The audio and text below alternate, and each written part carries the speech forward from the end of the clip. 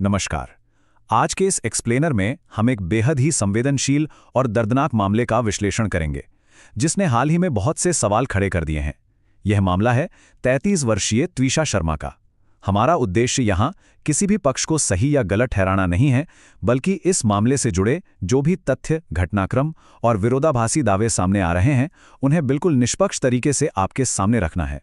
तो चलिए, बिना वक्त गंवाए इस पूरे घटनाक्रम को करीब से समझते हैं।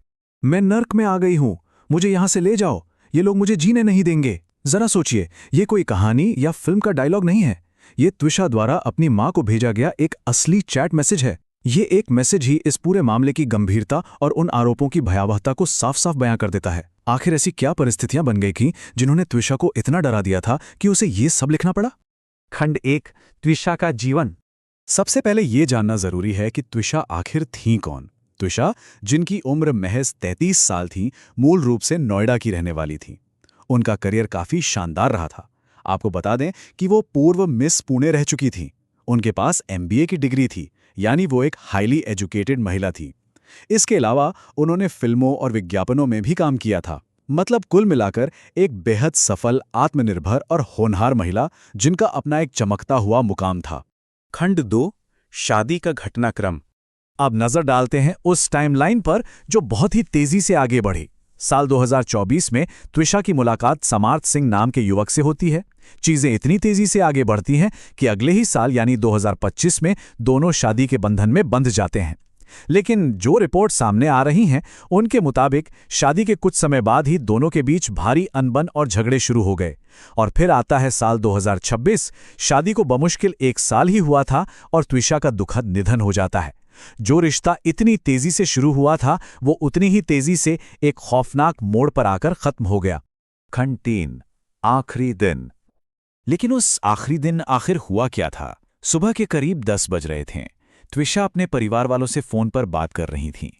तभी बताया जाता है कि उनका पति कमरे में आता है और अचानक फोन कट जाता है। अब जाहिर सी बात है, जब बीच बातचीत में फोन ऐसे कटता है तो परिवार वालों को घबराहट होती है। वो लोग लगातार कॉल्स करते हैं त्विषा को, उसके पति को, उसकी सास को, लेकिन दूसरी तरफ से कोई जवाब नहीं आता। ये जो रहस्यमयी खामोशी थी, ये बहुत डराने वाली थी। और इसके लगभग आधे से 1 घंटे के बाद ही परिवार को सीधे त्विषा के निधन की खबर मिलती है। एक चलती हुई फोन कॉल का कटना और फिर सीधे मौत की खबर आना, ये पूरा घटनाक्रम अपने आप में कई सवाल खड़े करता है। खंड 4, विरोधाभासी आरोप। इस केस में पोस्टमार्टम रिपोर्ट एक बहुत ही अहम सबूत बनकर सामने आई। जब त्विषा के शरीर का पोस्टमार्टम हुआ तो रिपोर्ट में यह खुलासा हुआ कि उनके शरीर पर चोट के कई निशान थे। यही वो भौतिक साक्ष्य था जिसे देखने के बाद त्विषा के परिवार का शक यकीन में बदल गया, और इसी के आधार पर उन्होंने दोबारा पोस्टमार्टम कराने और आरोपियों के खिलाफ सख्त कानूनी कार्रवाई की मांग शुरू कर दी। अब यहां से इस मामले के 2 बिल्कुल विपरीत पहलू शुरू होते हैं। एक तरफ लड़की का परिवार है, जिनका सीधा आरोप है कि त्विषा के साथ भयंकर शारीरिक और मानसिक प्रताड़ना की गई, उनका गंभीर उत्पीड़न किया गया। वहीं दूसरी तरफ पति के परिवार का दावा इसके बिल्कुल उलट है। उनका कहना है कि त्विषा बहुत ज्यादा गांजे का सेवन करती थीं, साइकाइट्रिस्ट के पास उनका इलाज चल रहा था और वो मानसिक रूप से अस्थिर थीं। उनके मुताबिक इसी मानसिक अस्थिरता की वजह से त्विषा ने अपनी जान दे दी। मतलब एक तरफ गंभीर दुर्व्यवहार के आरोप है, तो दूसरी तरफ नशे और मेंटल हेल्थ के दावे। ये वाकई एक बहुत बड़ा और सीधा टकराव है। इस मामले में एक और डिटेल है जो बेहद ही संवेदनशील है। त्विषा के परिवार का आरोप है कि त्विषा ने अपनी मां को बताया था कि जब वो प्रेग्नेंट थी, तब उनके पति ने उनके अजन्मे बच्चे के पितृत्व यानी पैटर्निटी पर ही सवाल उठा दिए थे। जरा सोचिए, त्विषा ने कहा था कि अगर उसका पति उसके होने वाले बच्चे पर ही इस तरह का शक करेगा तो वो उस घर में कैसे रह पाएगी। ये एक ऐसा आरोप है जो लड़की के परिवार द्वारा लगाए जा रहे मानसिक प्रताड़ना के दावों को एक बहुत बड़ा आधार देता है। खंड 5, न्याय की खोज। न्याय की इस लड़ाई में लड़के के परिवार का जो बैकग्राउंड है, वो जानना बहुत जरूरी है। पति की मां एक रिटायर्ड जज हैं और बेटा यानी त्विषा का पति खुद एक क्रिमिनल लॉयर है। मतलब ये एक बेहद प्रभावशाली परिवार है जिसकी कानून में गहरी पकड़ है।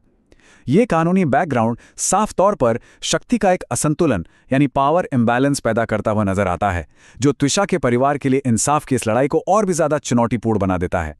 इस पूरे मामले को समझते हुए एक बहुत ही गहरा विचार सामने आता है। सोचकर देखिए, जब कोई व्यक्ति साफ शब्दों में ये कह रहा हो कि वो नर्क में है, तो किसी अनहोनी का इंतजार क्यों किया जाता है? पीड़ितों को ऐसे जहरीले या टॉक्सिक हालात से वक्त रहते बाहर क्यों नहीं निकाल लिया जाता? जान से बढ़कर तो कुछ भी नहीं है ना? अगर सही समय पर कोई बड़ा कदम उठाया जाता तो शायद आज एक जिंदगी बच जाती। ये मामला हमें सोचने पर मजबूर करता है कि खतरे के संकेतों को वक्त रहते पहचानना कितना ज्यादा जरूरी है। और आखिर में ये पूरा एक्सप्लेनर हमें एक बहुत ही चुभने वाले सवाल के साथ छोड़ जाता है। जब आरोपियों के पास इतना बड़ा कानूनी प्रभाव और अपार ताकत हो, तो हमारी कानूनी व्यवस्था एक निष्पक्ष न्याय कैसे सुनिश्चित कर सकती है? ये एक ऐसी त्रासदी है जिसने न सिर्फ एक परिवार को उजाड़ा है, बल्कि हमारे समाज और सिस्टम के सामने कई गंभीर सवाल खड़े कर दिए हैं, जिन पर हम सबको विचार करना ही होगा। इस विश्लेषण में हमारे साथ जुड़ने के लिए धन्यवाद।